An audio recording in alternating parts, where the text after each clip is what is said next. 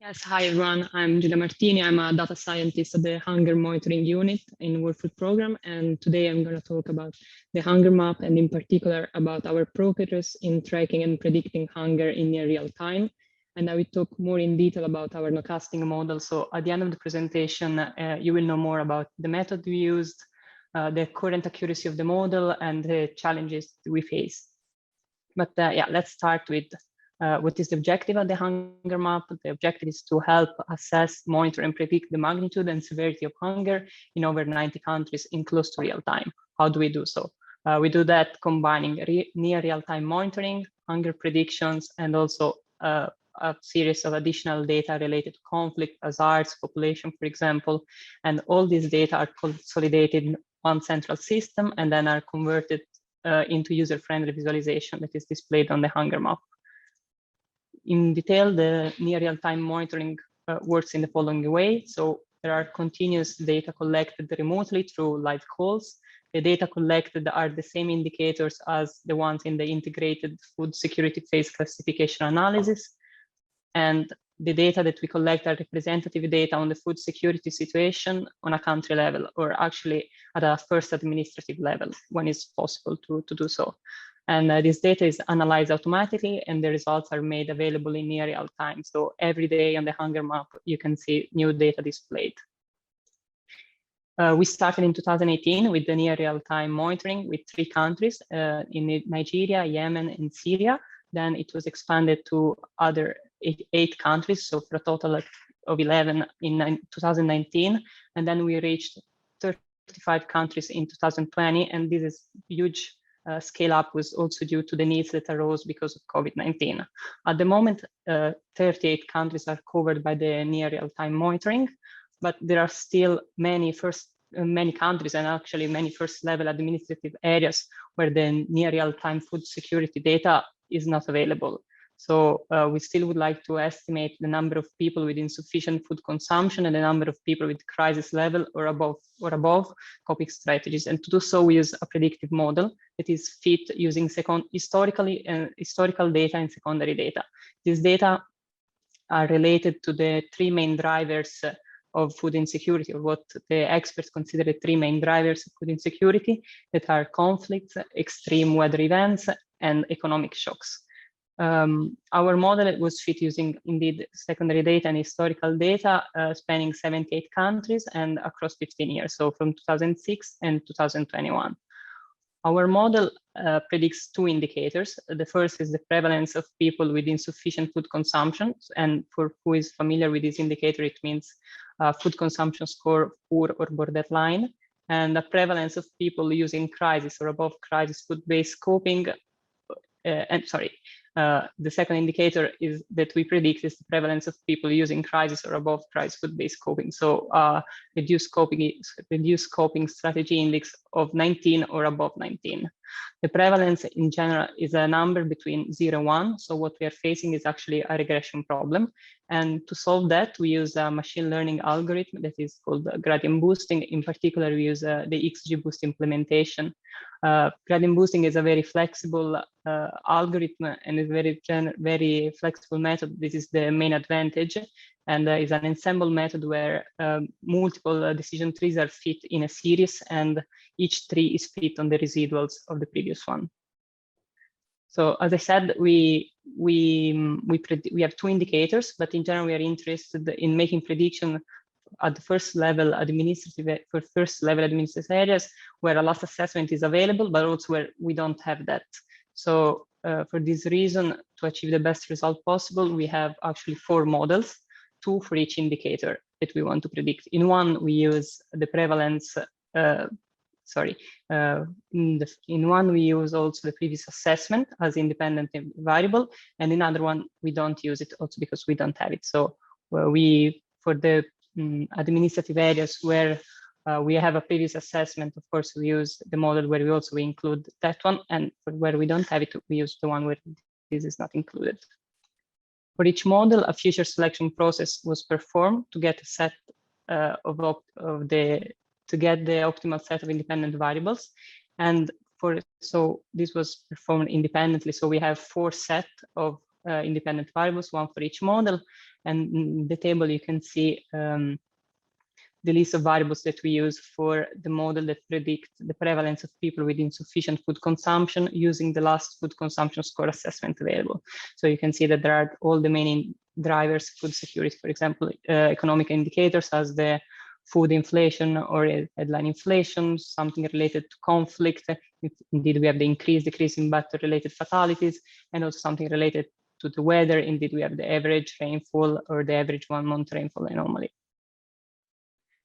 What we did to ensure the reliability of the model was to train 100 models on subsamples with the replacement. So we actually performed a bootstrap, and we obtained the results for each model that are shown in the table. You can see, looking at the first and third column, that better results were achieved when the previous assessment was included. Indeed, we have a 0.75 R² for the model that predicts the prevalence of people with insufficient consumption, and 0.78 for the model predicting the prevalence of people using crisis or above crisis food-based coping. For the other two models, the R² is lower, especially for the one predicting the food consumption score, but still we consider these results satisfactory. How the hunger map looks like. So you can of course Google it by yourself, but I also just wanted to show to you an example. This is a screenshot from a couple of months ago.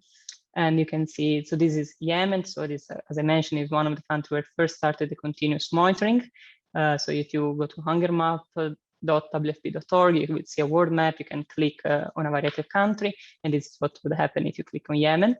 On the left, you have a series of data. The one collected through the near real-time monitoring are the food security trends on the bottom left, and all the secondary data that I was talking before are available on the bottom ribbon. So for example, if you click on the conflict tab, that's what would appear.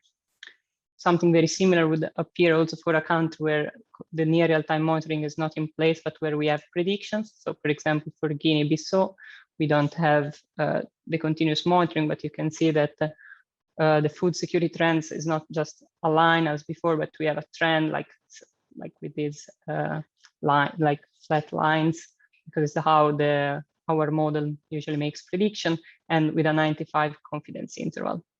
On the right, actually, we also have this other secondary data related to macroeconomics indicator, headline, and food inflation. Of course, in the entire system, we face multiple challenges in setting it up and in maintaining. I just listed a few of them, the more important. So there is little and no standardized data in computer-friendly format. So multiple times for historical data, we need to check on reports and add manually the data to our database. And also it's difficult to find globally available and regularly updated open data with the spatial and temporal resolution that we need for all the desired predictors. And of course, the maintenance of the entire structure that every night runs on virtual machines and produces and uploads results and produces the predictions is also hard sometimes to detect malfunctions. So that's why we are trying to implement a system of alerts and reports that every night would be sent to some of us in the team to check that everything is smooth. For what concerns the model, the main challenge is to try to explain our prediction, because for who is familiar with this model, type of model, knows that it works a bit as a black box, so there is not a clear connection between the input variable and the output variable. So this is difficult usually for people maybe to understand and also to trust the predictions. So we are working on the use of shop values to try to demystify indeed our predictions. Yeah, I just wanted to add that we just published for review. We just sent for review a paper related to the model. So if someone is interested, of course, can check the preprint. I put link in the slides, as you might have seen. And yes, of course, I'm available for questions now or a different moment. Thanks for the opportunity. Thanks a lot, Giulia. Very interesting. So I'm looking at the chat right now, and I don't see any questions right now. I had a couple myself, and I don't know if any of the other presenters do. But one thing that you mentioned earlier in the presentation was this process of scaling to different countries and to different geographies. Yeah. So I just had a question on that process and how difficult it is or how easy it is? I know you were talking about telephone survey data. So is this a framework that you guys have that's very easy to expand to these other countries, or does each one require a team on the ground, a lot of involvement, or is it a simple process? Well, it's always okay. So first of all, I'm not the main person involved in this, but what I can say is that we usually work with the country offices that in different countries to see if there is a need, and usually then we have external partners for the surveys that we that they perform the survey. We don't do it the survey primarily. So, but we train the operators and we are in contact with the operators that perform the surveys, and that is quite challenging usually to find operators and so on. Thanks. So we do have a question now in the chat asking which were the main indicators that helped predicting the hunger. So what are the main input variables for you guys? I guess. Yeah, so I will go to the slide where there are the.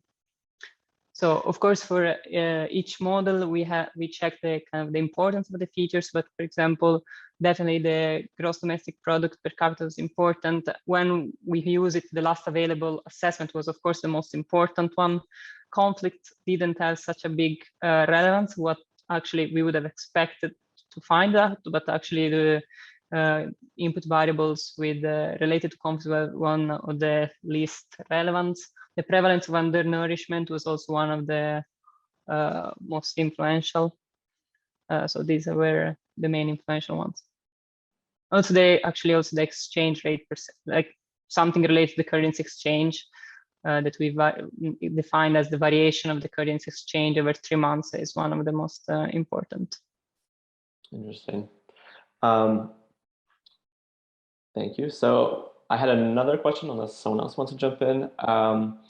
So it's always really great to see these real world applications of theory and of nowcasting. But I was just curious how people are acting on the information in the hunger map. Is this more just kind of an informational tool, or are there people making solid, concrete decisions off of the information and providing directing their food aid based on the output of the map, or is it more of an informational tool at this point? So from country offices, there is definitely a lot of interest. Sometimes what I was saying is this is a bit this challenge that the predictions are not really trusted because there is not a formula, right? As I don't know, if you have a force equal, I don't know, whatever, you have a formula, it's easier to understand what is the influence of one variable to the output. But in this case, it's a bit of a black box. So to have indeed more, let's say, relevance, because so far it was mainly used for advocacy or just a bit as an alert, like, hey, something is happening, let's have a check. Yeah, that's why we are working on trying to demystify the prediction, really to have more impact, say, possibly on decisions. Great, thanks. So we have a question from Fernando. You can go ahead and ask. Yes, sure. Thank you. Giulia, this is very, very interesting. But I had a question. When you put the map for Yemen or for Guinea-Bissau, you so I see there is information by region or I don't know, municipality or this is some a first level. Yes. But then when I see your level. Okay, great. Yes. But then when I see the variables, most of them look like they're at the macro level. They're like so we have a combination of variables for first administrative level, and some of them are national. So of course, for example, if we have the prediction for Guinea-Bissau, for all the I don't know how many are 6 province first administrative level areas, some of the input variables will be the same and some of them will be different. So for example, the one related to rainfall, for example, will be at the first administrative level, other one will be national. Okay, thank you. Does this answer your question? Yes. Thank you. Yeah, and this is indeed also one of the challenges we were mentioning, that is not easy to find data updated constantly and at the resolution that we would like to have. So of course, we might not grasp some differences between first administrative from, say, regions in one country because we don't have enough like data so accurate. Yeah.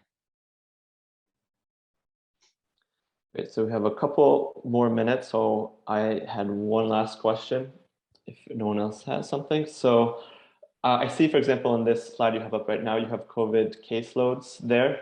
Is COVID information incorporated just as like a companion information, or do you use COVID as any kind of predictor or input to your models, or is it really just no? COVID was not integrated in the model, so it's just as a secondary data displayed on the hunger map. Yeah, just as a secondary data, is not integrated. It would have been interesting to integrate it, but the challenge is that you didn't have historical data, where like you would have been all the historical data that we use to train the model where COVID was not there, and you would have just a bit of sample from maybe 2020 where you had it. So yeah, we decided not to include it. That makes sense, but maybe in the future an input to the model. So if there are no other questions, we're doing well on time. Thanks a lot, Giulia. That was really great. Thanks to you.